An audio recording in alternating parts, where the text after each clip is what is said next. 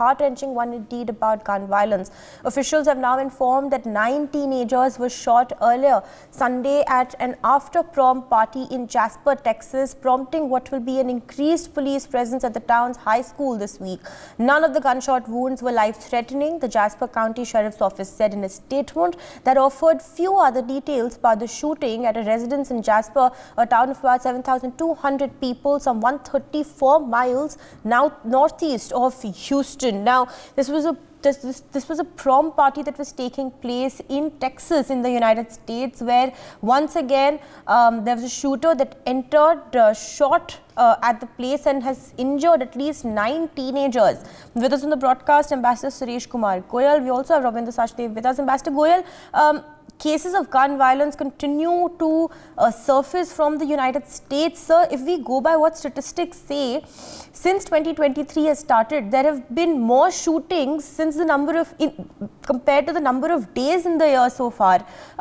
Is there an epidemic, a gun violence epidemic that is now emerging in the United States that needs to be taken really seriously by the administration?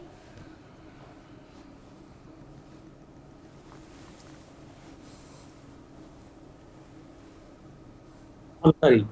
I really wouldn't say that or for that matter, anybody who does not understand the US society or the US culture will be able to make any reasonable comment on whether there is an epidemic of gun violence in the USA.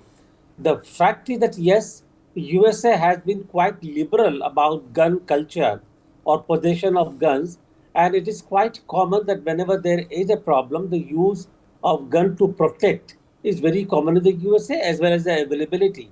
Legally buying the gun is very common, and therefore the use of gun becomes rather instinctive, like somebody knocks at the wrong door and the person thinks that he's under attack and take the gun out and shoot somebody. Very unfortunate. Every case of violence is very, very unfortunate.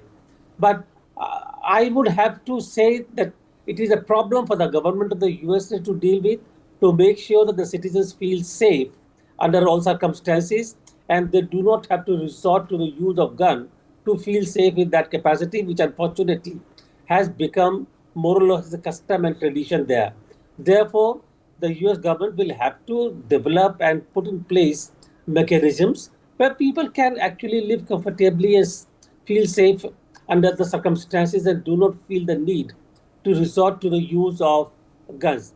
I would have to leave it there and let the US government handle the Paridhi.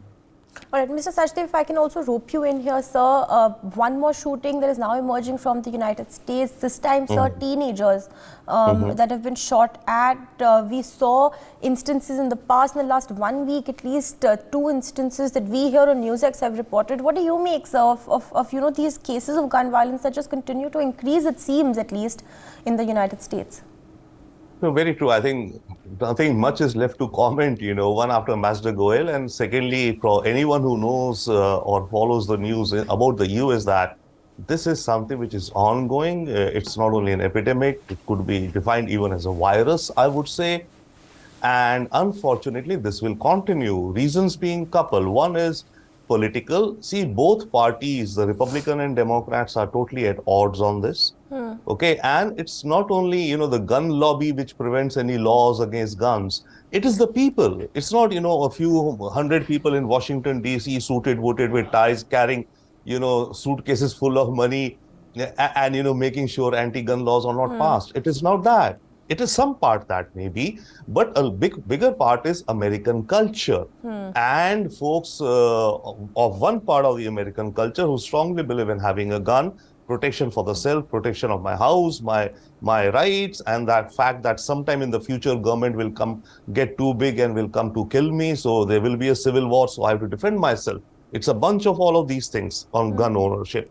Apart from this, of course, then there are maybe the racist elements and the hate-filled elements who are, picking up guns, extreme. And then the third component is the ones who are mental, if not, I wouldn't say challenge, but yes, who got some virus in their mind, whatever it be, personal issues, let's say, who are picking up guns. Now, all these three are deep embedded and entrenched and intertwined in American culture.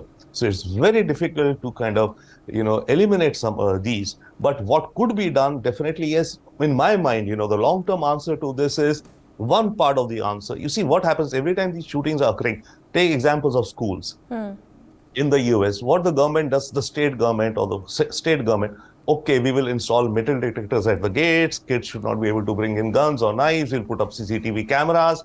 And there is even talk that teachers should carry guns, right? So the point is that politicians and leaders, in response to this virus epidemic, think that only technology is the answer and money is the answer. Fair enough. So, this shooting happened in the school, Sandy Hook or wherever.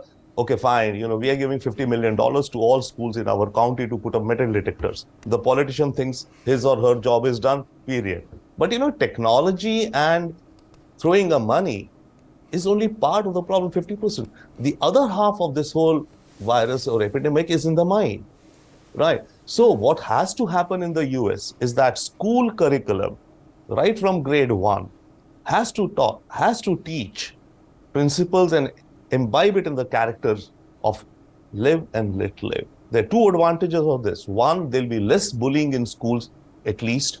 Bullying is a huge problem in schools. Many of these shootings which are happening in schools are either somebody has been bullied and is angry, or the bully wants to, show his power. So the child, it's said, is the father of man, right? It's because what we are, the adult today, is what we've grown up or absorbed in our childhood. So right from childhood, for the first 10 years, this should be a compulsory curriculum. You have Black Lives Matter in the US, the white racism issue. So all of these are contributing to this epidemic. Now, the other half, which is there, of course, is laws, strict gun laws. I mean, Australia had such, incidents, and I think it's Australia only. Yeah, they completely banned guns, and no incidents after that. But the US cannot do it right now. Maybe a tipping point or a boiling point will come when the entire society will come down on the roads and say that, guys, what are we doing?